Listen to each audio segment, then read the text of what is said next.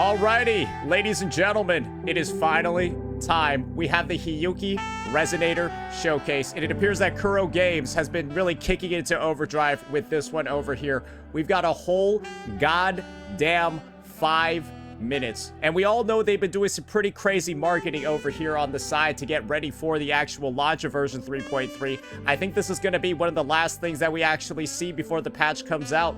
So, let's go ahead and see whether or not Kuro Games is going to be disappointing us over here. Let's go ahead. Let's get this bad boy started and see what it's all about. Hiyuki, do you wish to become a Miko? Flowers wither, flowers bloom. Thus I rise. Speak your wish. Is she kind of like one of those like people that's just like granting the wishes of, I guess, Ashinohara, that sort of stuff? That I think that appears to be what's going on over here. I wonder who's talking to her though. Told life is like the seasons, an infinite cycle. Yet somewhere along the way, my world was reduced to fields of frozen white. I feel like we already know this one's going to be mad depressing. Yeah, we kind of already know this one's going to be depressing because all the material that we see when it comes to this unit is that, like, she's going to die. That's pretty much it. It seems like Lahai Roy, 3.x, whatever, it's kind of like the region of tragedy because Imeth already got murked, and, like, we all know that she's cooked, bro. It's because of that goddamn Suzu.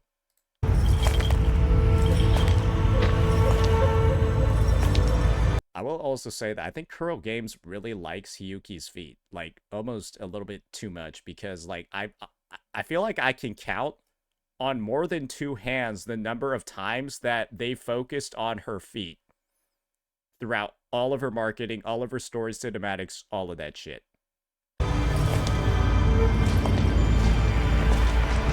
The seasons turn, the heavens bless.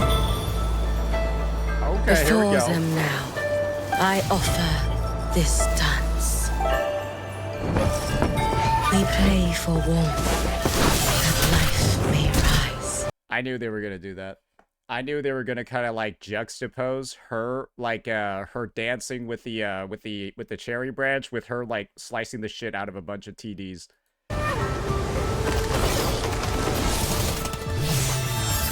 We pray for rain. Okay, nice transitions, nice cuts. Okay, I need to see that one again, sorry. The long night.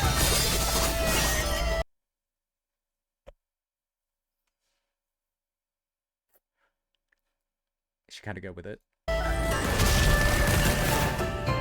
We pray for moonlight to guard the harvest. We pray for snow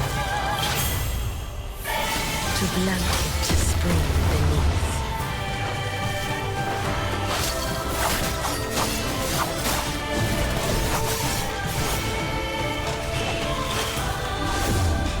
That music is going crazy. I'm gonna be honest. I actually did not expect that type of track. No, that is some cinema shit right there. Like, that felt like it could have been in a movie sort of montage. Yet, 1,000 prayers and wishes. For what? My life traded for a song of peace. Still the dark ones never stay slain. 1,000 futures I have spent. If you were actually listening to what she was saying over there, yeah, she basically said she's been trading her life, but it's still not doing anything. Take that as you will. Demanding this body. Oh, there it is. Demanding this life.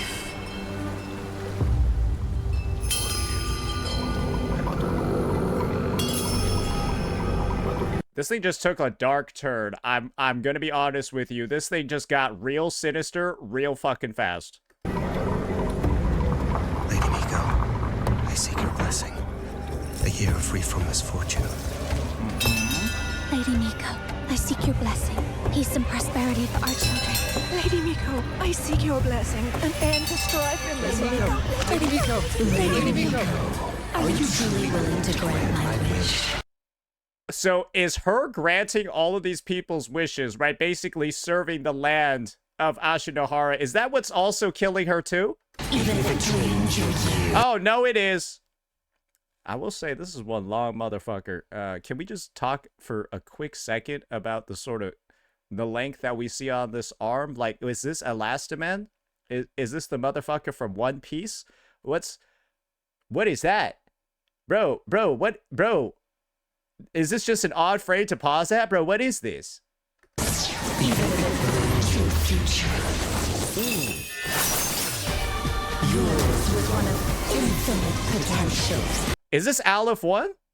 Wait, is this Aleph 1 that she's talking to? Is Aleph 1's finally speaking? Because these are the Denya hands that we saw in some of like Denya's moves. Yeah, no, those are the Aleph 1 hands for sure. I don't think this is Denya. I think this is just the Thenodian. Yet all those futures fed the greediest illusions.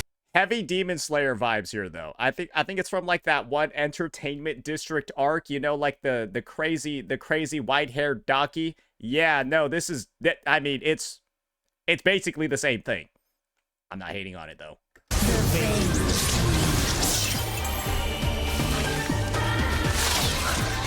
Oh, she got talismans too?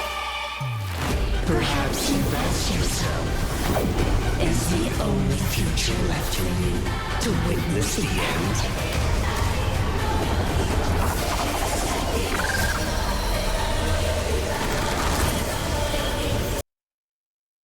Brother, they making this a horror film at the same time. Like, what the hell was... Bro, that was like an acid trip, as well as like with all like the hand signals and everything. Like a goddamn domain expansion in there as well. Jesus Christ.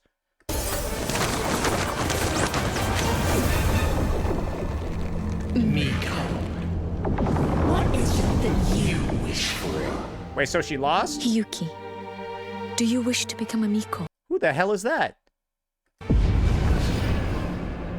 Sister, how could you wish for such a thing? I guess we found out. Plans or calamity to end the Thenodian cycle. There will never be another Miko of Flaming Sakura.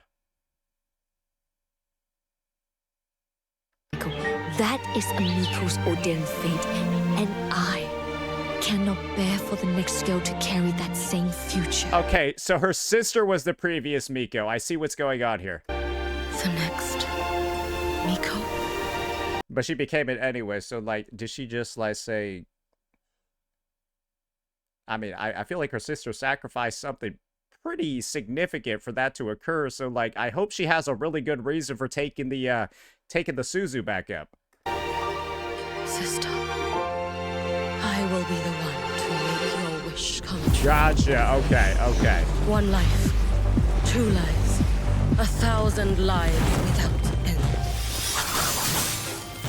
If the gods offer no aid, I shall end the line of Mikos myself. So is this alternative form like supposed to be like her channeling her sister or something? Oh my goodness. My wish, it is here, at the snowfield's edge.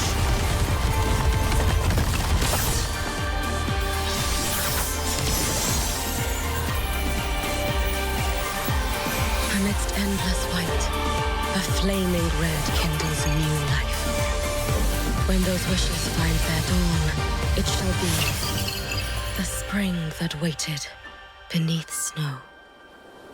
Yeah, I'm gonna be honest. The music is absolutely insane. The musical work that they did in this one, absolutely goddamn insane. And remember how I was talking a little bit about like Demon Slayer, stuff like that before? Bro, one of the best things about Demon Slayer is like the soundtrack. that, I think you can make fun of the plot, you can make fun of like the character development, you can make fun of a bunch of shit in that anime. You cannot make fun of the music.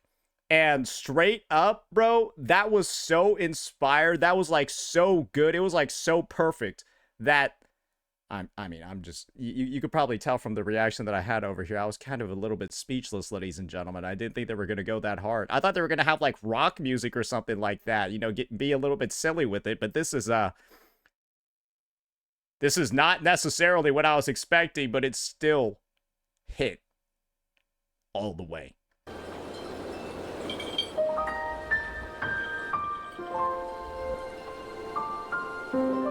Your wish, I accept it.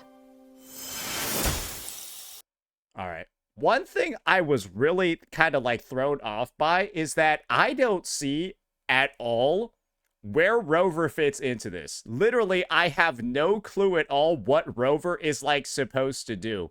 And I think it would be very, very, very interesting, right? If like Rover as a character kind of just doesn't like do anything. They don't have like the power. They're not actually like able to like save her in this regard. And she actually does die. That would be wild. But I feel like it would be one of the most story impactful things we've ever had actually occur. Because right here, bro, it kind of really feels like there's no hope. It really actually feels like there's no hope, and there's kind of like never been hope for Hiyuki. And the last thing that she's just trying to do, right, is like end the fight, end the struggle, and then at the end of it, just like disappear. So it's almost like her just completing her mission, but like, yeah, she's gonna fizzle out by the end of it. But yeah, maybe it'll be like a choice between like saving Hiyuki or like saving Imith or something like that. We already know, like, they've pretty much all of her marketing is focused on her expiring Hiyuki over here. That would actually be sick if that's one of like the choices that Rover has to end up making. Yeah, no, that would be crazy. All right, I need to like rewatch. I need to rewatch this scene over here because this line in particular, very, very, very interesting to me. Because as far as I'm concerned, aren't the gods in this universe like supposed to be the Sentinels? And so is she just kind of like straight up saying the Sentinels are like useless, so I'm gonna do it myself? She'd basically say, yeah, the Sentinels are some trash. And well, who made the Sentinels, right? Who's kind of like in command of the Sentinels? It's kind of like Rover, right? So in a way, does Hiyuki kind of like blame us? Because, like, in a sense, we're kind of like the reason why she's dying then, right? If the Sentinels aren't doing their job. And so she, Lady Miko, has to, like, kind of pick up the slack. Offer no aid. I gotta watch this again. I shall end the line of brother. Miko's myself.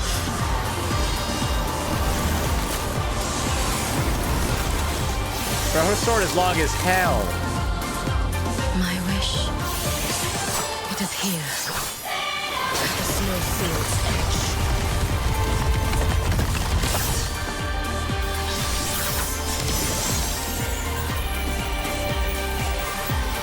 Amidst endless white, a flaming red kindles new life.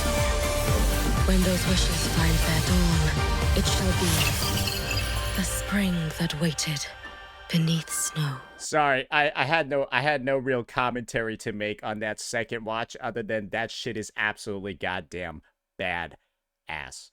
But I don't really think any additional commentary needs to be made. They really pulled out all the stops for this character. And while she's not officially a Sentinel Resonator by any mean at all, like she hasn't gotten sort of like the additional marketing materials and stuff like that, I think it's fair to say that Kuro Games spared almost no expense at all when it comes to whatever the hell they put in this showcase. Because without a doubt, I think that this is one of like, if I had to like rate it based off of like the marketing it did for the character, the sort of like story appeal, and also, you know, the kind of like, what does it add to the world of Wuthering Waves after you watched it?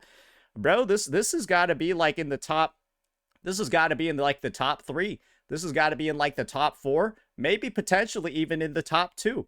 I would kind of struggle thinking about all of the other showcases that we've seen. which one I could say is like actually genuinely better than this one. This is definitely in, I think it's definitely comfortably in the top 3. No doubt at all. Very excited to see everything else when it comes to this unit. And of course, how the story is going to unfold further in 3.3. Yeah, I think having a unit that's like on the verge of death, is kind of like toying with it. And of course, right, their sort of like life fuel is like burning out each time they fight. Definitely a risky thing that not a lot of gacha companies decide to do. And we've already had one very popular unit die already. So why not just make it 2? Why not go for more? Hopefully that doesn't happen, but we'll just have to see what Kuro Games is up to. Awesome showcase once again. Let me know what you all thought about it, though, and peace out.